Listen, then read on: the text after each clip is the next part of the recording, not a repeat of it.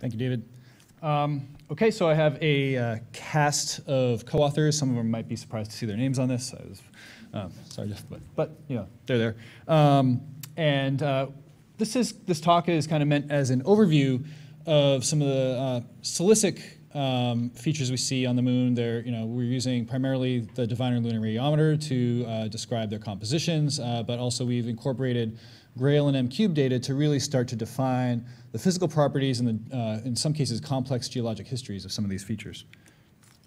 If you're not familiar with the Diviner Lunar Radiometer, this is just a quick description. It's a 9-band infrared radiometer. We collect data from 300 nanometers out to something like 400 microns. But for our compositional analysis, we're really using 3 spectral bands that are centered around 8 microns. And we use these 3 bands to define a feature called the Christensen feature. It's a silicate emissivity maximum, the position of which is controlled, at least in part, by the silicate polymerization in the rocks on the surface, and therefore its representative composition. So even though we really only have these 3 bands, we can actually do quite a lot of interesting compositional science. I kind of like to think of Diviner as a spectral overachiever, the little radiometer that could. And even with just these 3 bands, we're doing quite a bit. I have 2 students, Catherine Shirley and Dylan McDougall, who are working with Ben Greenhagen to do to give us a photometric correction for some of these longer wavelength channels that'll really allow us to turn Diviner eventually into a 6-band radiometer, and that could actually help us expand our compositional investigation even further, hopefully in the near future. Okay, so what you're looking at on the left are spectra of various minerals acquired from about 1,400 to 1,000 wave numbers. This is, you're looking in the 8 micron region. So these are full resolution laboratory spectra. And what you'll notice in red here are the Diviner spectral sampling in that region. So you're really looking at 3 bands. And what you might notice is that there is kind of a compositional change in shape as you go from more mafic minerals to more felsic and silicic minerals. And the key thing I want you to hone in on here, and I've been talking about this since 2010 or so, is that for minerals with silica contents or rocks with silica contents greater than 60–65%, something like that, you go from an inverted spectral shape to a concave up spectral shape. And this is a parameter. We can parameterize this, and this is really easy to map on the surface. You're looking at something like this, or you're looking at something like this, and we can tell something very interesting about the composition of the surface just by mapping that one parameter. We can also acquire data in the laboratory. So these are data that were collected by my talented graduate student, Catherine Shirley, who's going to be looking for a job in about 9 months, something like that. So if you think these data look good, she's the one to thank for that. And what we did is we took 4 types of rocks: rhyolite, pumice, obsidian, and andesite, and we crushed them into several different size fractions, and we collected their spectra. So you're looking here, when we collect these spectra under simulated lunar environment conditions, so that's under about 10 to the minus 6 millibar vacuum. We're heated from above by a solar lamp and heated from below by a small little heater below the sample, and the entire sample is encased in a cold radiation shield that simulates the coldest space, and that gives us the thermal gradient in the upper 500 microns of the regolith or so that really is similar to what we see on the surface of the moon. What we see is that there is a substantial change in the spectral contrast as a function of particle size, but also that this emissivity maximum, this peak that's modeled as the CF feature, that shifts with particle size as well. So while the main control on that CF position is in fact composition, we also have to worry about grain size, and as Catherine talked about this morning in her talk, we also have to worry about albedo. And so all of these things are kind of convolving to complicate our interpretations. Nevertheless, we persist. What you're looking at here is this region of the spectrum downsampled to Diviner spectral resolution. In this case, you're looking at andesite, and what you see is that for most size fractions for these 3 spectral channels, the spectrum is relatively flat and you don't get that nice concave up shape. Andesite has a silica content of about 60% or so, 60% SiO2 by weight.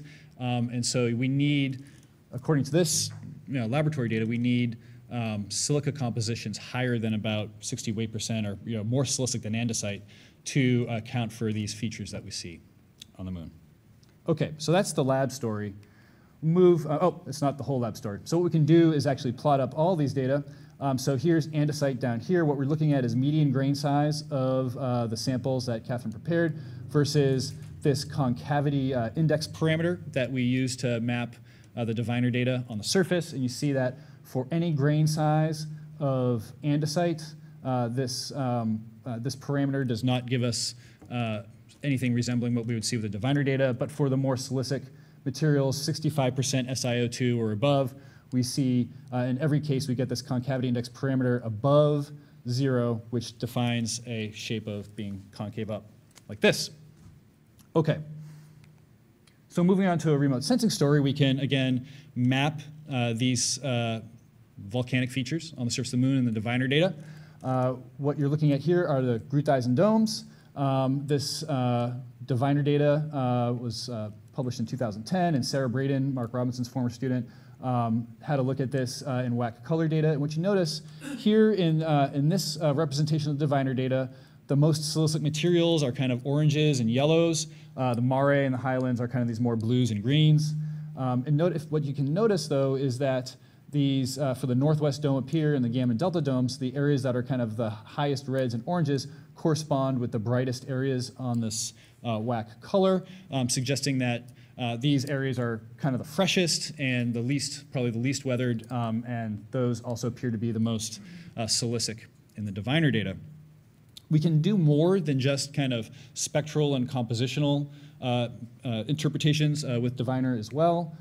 This is a thermophysical parameter put together by Catherine Elder and Paul Hain at JPL. This is what you're looking at here is H parameter, which is roughly correlated with thermal inertia or porosity.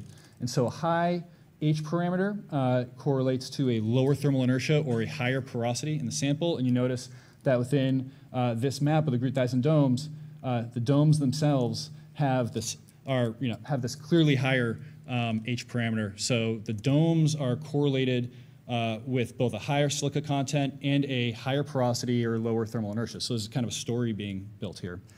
We can also look at these features with additional data sets. And this is work being done by Jeff Taylor and Walter Kiefer looking at the GRAIL data. And so we can get a sense of the bulk density of these features from the GRAIL data. So looking at the Gruithuisen domes, you can constrain the bulk density of the delta dome to about 2150 plus or minus 150 kilograms per cubic meter.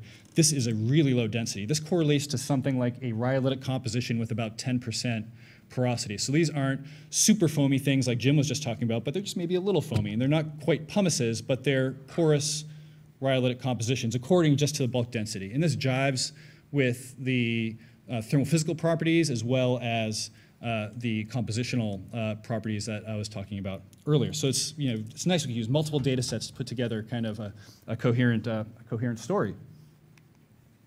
I'll move also to perhaps the most famous of these features, Hansteen Alpha. And this is a study being led by Deepak Dhingra, where we're combining both diviner and M-cube data to kind of get a sense of the the complex geologic history of this feature. It's about 3.5 to 3.75 billion years old. You have a rough texture with viscous lava flows. Folks during the kind of Apollo days were noticing that, including Jim, were noticing that these features look not like kind of really low viscosity extrusive basaltic lavas.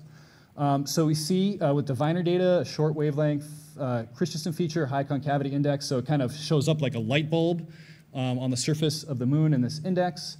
With M-cubed, we see spinel exposures, which you see here in green. You also see in some cases hydrous phases within the volcano.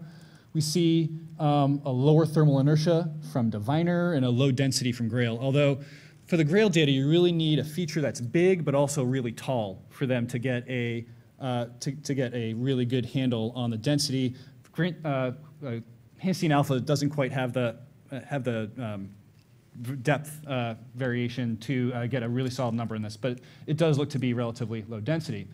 One really curious thing here about Hansteen Alpha is we see with Diviner something that clearly looks highly silicic, like a rhyolite, but spinel is a really mafic phase. And so you have to come up with some sort of complex geologic history to make these two things jive. And I don't pretend to have the answer to how that works. So here's just another representation, in this case, of Clementine data, where you see relatively mature, optically mature and immature areas. And out here you see kind of high calcium pyroxene. What we tried to do is get Diviner data pixels on just a few of these little areas. To Diviner, we don't really see a whole lot of difference between the spinel bearing and the off-spinel regions. That shouldn't be surprising. Spinels tend to have their spectral features in the mid-infrared at much longer wavelengths. But we do see large differences, in fact, between, say, the Mare and the high iron regions on Hansteen Alpha compared to the kind of more immature things. So there's something weird and complex going on at Hansteen Alpha, and we're still kind of working together, a group of us, to put together the whole story here. The formation mechanism that we've proposed in the past to kind of explain this class of features is what Justin Haggerty termed the basaltic underplating model. Basic idea is you have hot magmas ponding in the lower crust. You get partial melting of that crust. You get more silicic, more felsic melts rise to the surface because they're more buoyant, and you can kind of get rhyolite domes or dacite domes at the surface. In some cases, maybe like at Aristarchus, where we actually see silicic ejecta from the Aristarchus crater. Perhaps you're exposing kind of plutons that cooled in the subsurface. And so certainly plenty of other mechanisms that you could use to, that you could incorporate or that you could invoke to form these, but they all have to kind of account for the size and the composition and the density features that we see here. Okay, to summarize, the Diviner Christensen feature and concavity index parameters identify these kind of anomalous silicic units on the moon. Spectra consistent with silica contents greater than about 65 weight %, and the gravity and thermal inertia measurements support kind of a high porosity for these features. Morphology often supports interpretation of kind of viscous, extrusive lavas. And the low thermal inertias are common, but not universal among these units. And so that's another kind of set of kind of more detailed characterization we have to go into, classifying these units as a whole across the moon. Hansteen Alpha, in particular, has a likely complicated geologic history with evidence for high SiO2 and high magnesium number lithologies. And maybe this would be a good place to go get samples at some point to really suss this out as well. I'll end there. Thank you very much.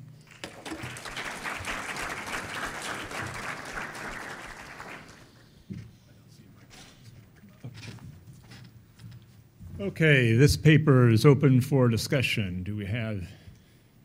Yes, I see Carly Peters' hand up.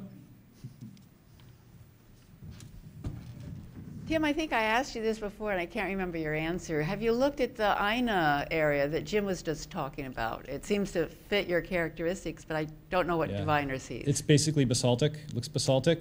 And correct me if I'm wrong, Paul Haynes back there, I think it does have a little bit lower, or a little bit higher H parameter, lower thermal inertia as well. I mean, so the Diviner data would tend to support the kind of high porosity argument, but it looks basaltic, doesn't look silicic. Other questions? Comments? All right. Okay, I got one comment. Sure. So just as a general rule for the remote sensors, I'm going to classify you as a remote sensor. Can I do that? Sure. When you say spinel, please tell the petrologist what kind of spinel. It really makes a difference if it is spinel, or picotite, or chromite. Our minds immediately go to different petrogenetic models. Okay. And so when you say spinel, we need more. I will remember that in the future. So these are high magnesium spinels, pink spinels. Is that right, Carly, based on the? Yeah, okay. Thank you. Sure.